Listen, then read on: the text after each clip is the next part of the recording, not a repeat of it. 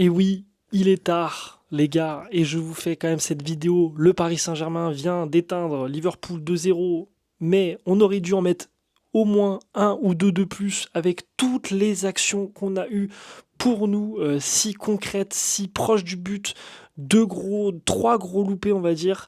Un énorme du côté de Dembélé, dommage parce qu'il avait littéralement les cages devant lui. Il avait plus qu'à ajuster son tir et il arrive à tirer au-dessus.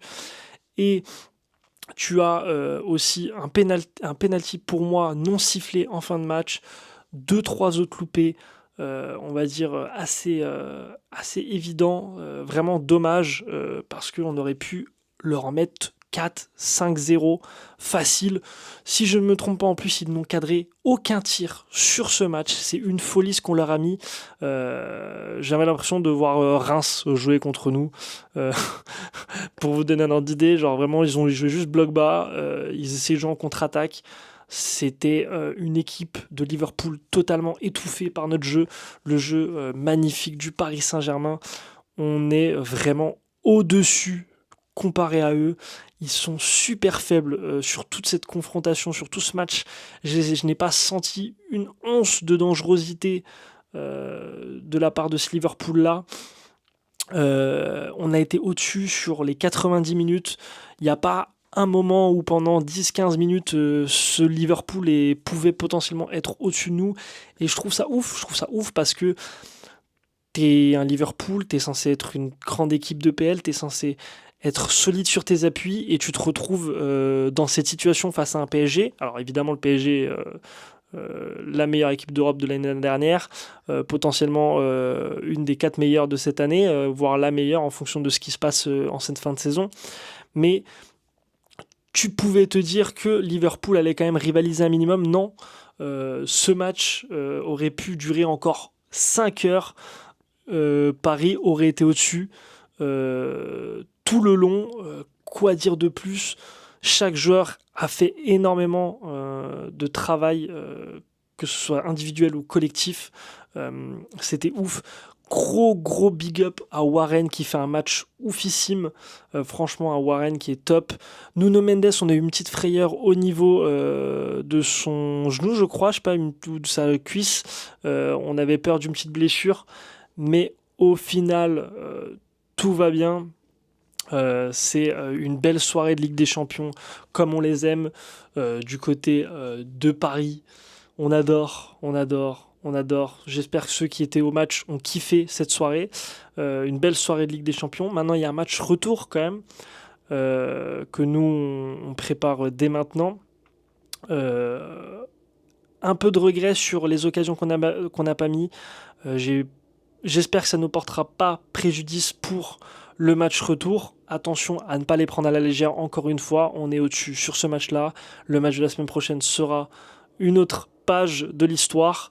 Et ne pas enterrer cette équipe de Liverpool.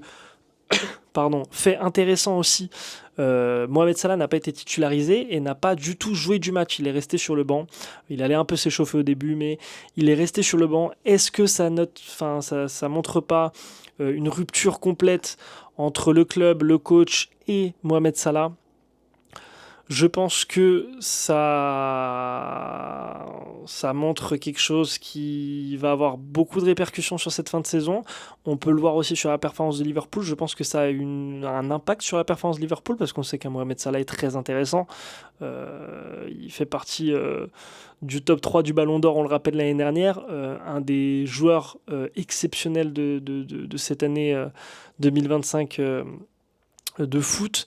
Et on se dit, traité comme ça sur la fin, malgré tout ce qu'il peut dire, en fait, c'est une légende de Liverpool et tu ne peux pas traiter une légende de Liverpool comme ça. Tu sais qu'il va partir, il n'y a pas de souci, mais fais-le rentrer. Tu sais que le mec est super utile, il est trop fort.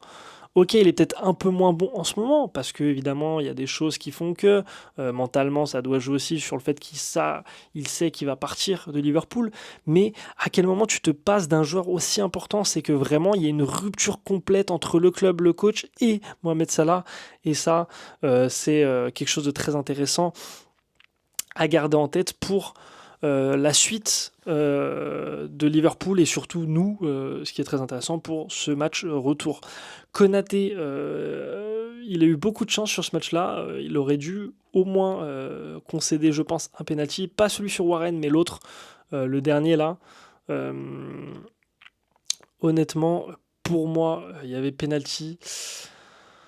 Ils s'en sortent tous très bien. Je sais plus si c'est Konaté d'ailleurs qui fait la dernière action là où il va pas voir. Je sais plus. J'ai pas envie de vous dire de bêtises là. Tout est passé tellement vite. C'était un match tellement fou. On l'a vécu à 100%. On l'a vécu en live d'ailleurs. Abonnez-vous, lâchez un like et mettez en commentaire ce que vous avez pensé de ce match et de chaque joueur. Mais aussi, n'hésitez pas à venir vous follow sur Twitch, Schmetux, SCHMETUX, parce qu'on live toutes ces rencontres de Ligue des Champions, du PSG. C'était incroyable. Que dire de plus? Le PSG nous a régalé ce soir. Liverpool a été très décevant.